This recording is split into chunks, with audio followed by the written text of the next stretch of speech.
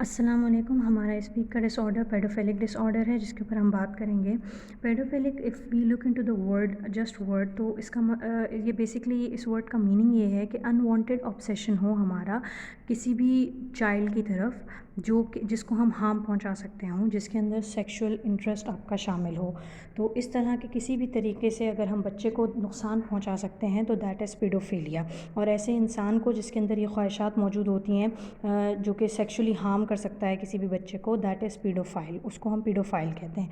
सबसे पहले हम डायग्नोस्टिक स्टैटिस्टिकल मैनुअल DSM जो है साइकोलॉजी के, उसके अंदर हम उसका डायग्नोस्टिक क्राइटेरिया देख लेते हैं कि किस बेसिस पे जो है ये डिसऑर्डर को डायग्नोज किया जाता है।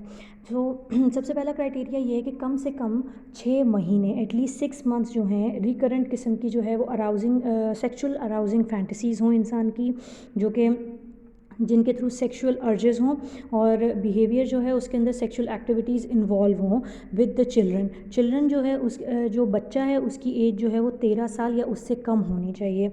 और जो इंसान है जिसको डायग्नोस किया जा रहा है उसकी एज कम से कम 16 साल होनी चाहिए, या वो जिस बच्चे पे अटेम्प्ट कर रहा है, सेक्सुअल अटेम्प्ट कर रहा है, उससे कम से कम 5 साल जो है वो इस इंसान को बड़ा होना चाहिए। सेकेंड थिंग इज़ के एक्सक्लूसिव टाइप जो इसके अंदर और डिसऑर्डर में बताई गई है वो ये है कि अट्रैक्शन जो है वो सिर्फ बच्चों की तरफ ही होगा। इसमें नुकसान जो है वो बच्चों को पहुंचाया जाएगा। सेक्सुअल इंटरेस्ट जो है वो सिर्फ बच्चों में होगा। और बच्चों की उम्र जो स्पेसिफाई की गई है वो 13 साल या उससे छोटी उम्र स्पेसिफाई की गई है। उसके बाद इसके डायग्नोस्टिक फ़ीचर्स वगैरह क्या होते हैं, या किन फ़ीचर्स के साथ इसे एसोसिएट किया जाता है। तो जो सबसे पहला डायग्नोस्टिक फ़ीचर जो आता है वो ये है कि इसके अंदर जो भी इंसान जो है वो इस डिसऑर्डर की तरफ माइल होगा या इस डिसऑर्डर उसमें पाया जाता होगा, तो सबसे ज़्यादा उसका जो है वो पोर्नोग्राफी का यूज़ बहुत ज़्यादा होगा। एक्सटेंसिव किस्म का यूज़ उसका पोर्नोग्राफी का होगा। और उसके अंदर नॉर्मल पोर्नोग्राफी जो होती है जैसे, वो नहीं होगी। वो मेजॉरिटी जो है वो रिलेटेड टू चाइल्ड होगी। जो भी वीडियोज़ होंगी जिनके अंदर जो इस किस्म के सेक्सुअल एक्ट्स दिखाए जाते हैं वो बच्चे के साथ दिखाए जाएंगे।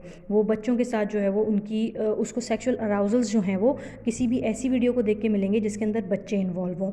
या इस तरह के जो अगर हम वेस्ट में देखें, हमारे यहाँ तो बाकायदा केस होते हैं इस related to this disorder. But the thing is कि अगर हम वेस्ट में देखें तो वेस्ट में इस चीज़ को भी पेडोफिलिक कंसिडर किया जाता है कि आपके मोबाइल में बच्चों की फ़ोटोज़ हैं, बच्चों को देख के जो है वो आप सेक्सुअली अराउज फील करते हैं, या आपको ऐसा फील, मतलब उनको देखने की ख्वाहिश आपके अंदर ज़ाहिर होती है। तो this thing also includes in the diagnosis of paedophilic disorder. But ये हमारे यहाँ इस चीज़ को जो है वो इतना फ़रोग नहीं दिया जाता, और हमारे यहाँ इस चीज़ को इस तरह कंसिडर भी नहीं किया जाता। इनफैक्ट इस डिसऑर्डर को हमारे यहाँ इस पे बात भी नहीं की जाती, और इस पे जो है वो इतना ज़्यादा गौर भी नहीं किया जाता। 2 केसेस बहुत ज़्यादा हैं इसके ऊपर। सेकेंडली, इसकी प्रेवलेंस जो अगर हम देखें कि मेल्स और फीमेल में इसकी प्रेवलेंस क्या है, तो दोनों में होती है। मेल्स में भी होती है और फीमेल्स में भी होती है। बट द थिंग इज़ कि मेल्स में इसकी प्रेवलेंस बहुत ज़्यादा है। हमारी टोटल पॉपुलेशन के अंदर 3 to 5% जो है वो मेल्स जो है वो इस चीज़ का शिकार हैं, और ये डिसऑर्डर जो है वो उनमें पाया जा सकता है। वेयर एज़ फीमेल्स की अगर हम लोग बात करें तो वो इतना ज़्यादा प्रेवलेंट फीमेल्स में नहीं है, लेकिन फिर भी टू सर्टन एक्सटेंट 1 to 2% जो है वो फीमेल्स के अंदर भी ये डिसऑर्डर पाया जा सकता है। दूसरी सबसे बड़ी बात ये होती है कि DSM ने जिस चीज़ को डिफ्रेंशिएट किया है वो ये है कि फॉर एग्ज़ाम्पल अगर एक इंसान है, उसको गिल्ट है इस बात का कि मुझे जो है वो मुझे जो है वो किसी भी बच्चे को देख के जो है वो सेक्सुअल अराउजिंग होती है, या उसे गिल्ट है इस बात का कि और उसे वो अवेयरनेस है कि मुझे जो है वो इस तरह की फीलिंग्स आती हैं एक बच्चे को देख के, मैं सेक्सुअली अराउज होता हूँ एक बच्चे को देख के, और मुझे सेक्सुअल अर्जेस होती हैं एक बच्चे को देख के, तो वो अपने आप को जो है वो होल्ड करके रखता है या अपने आप को बच्चों से दूर रखता है, या उसको गिल्ट है इस बात का। तो ऐसे इंसान को पेडोफिलिक डिसऑर्डर में कंसिडर नहीं किया जाता है। ऐसे इंसान को पेडोफिलिक सेक्सुअल ओरिएंटेशन के उसमें कंसिडर किया जाता है। मतलब वो सेक्सुअली ओरिएंटेशन जो है वो उसकी पेडोफिलिक है, बट उसको डिसऑर्डर की उसमें नहीं लेकर आते, उसको डिसऑर्डर डायग्नोज नहीं कर दिया जाता, क्योंकि वो अपने आप को रोक रहा है, अपनी अर्जेस पे काबू पाने की कोशिश कर रहा है। ये एक डिफ्रेंशिएशन जो है वो DSM के अंदर मौजूद है।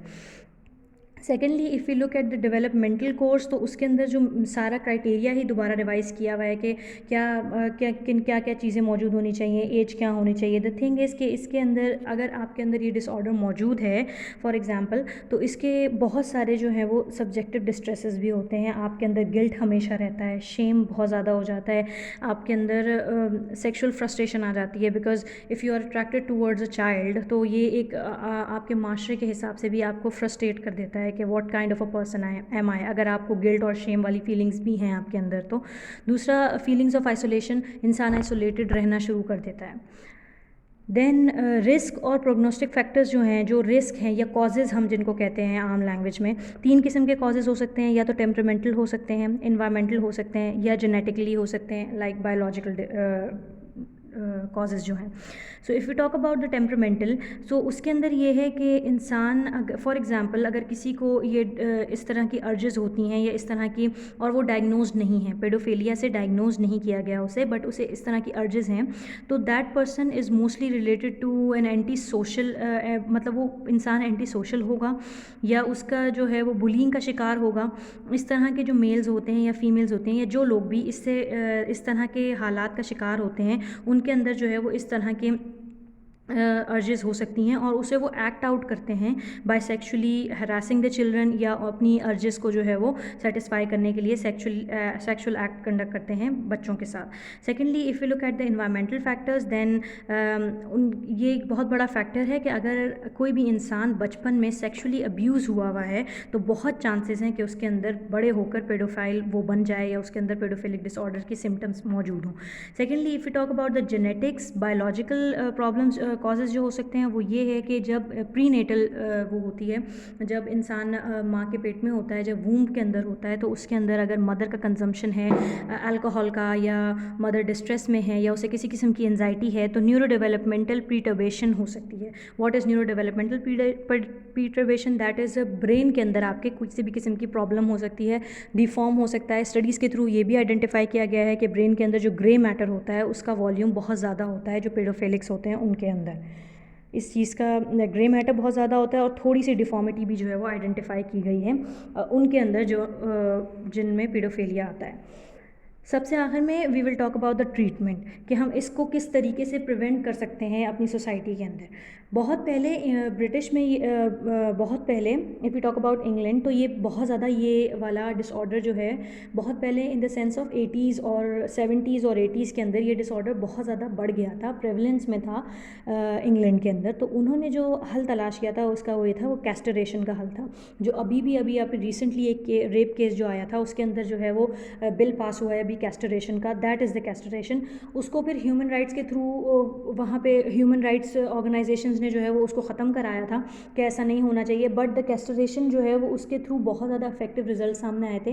कि फॉर एग्जांपल अगर कोई इस तरह का अपनी सेक्सुअल अर्जेस के ऊपर एक्ट कर रहा है और बच्चे को हार्म हो रहा है इसकी वजह से, तो उसको उसकी कैस्टरेशन करा दी जाए। कैस्टरेशन क्या होती है? बेसिकली मेल हार्मोन्स, टेस्टिकल्स जो होते हैं उनको बॉडी में से रिमूव करवा दिया जाता है, जिसकी वजह से सेक्सुअल अर्जेस जो हैं वो ख़त्म हो जाती हैं। उसके अलावा जो आजकल भी जिस थेरेपी का इस्तेमाल किया जाता है टू ट्रीट दिस डिसऑर्डर और manage disorder is the androgen deprivation therapy. That is basically drug treatment होता है जिसके अंदर जो है वो रिडक्शन ऑफ मेल हार्मोन्स जो है वो इन्वॉल्व होते हैं, उसके थ्रू मेल हार्मोन्स को कम करने की कोशिश की जाती है।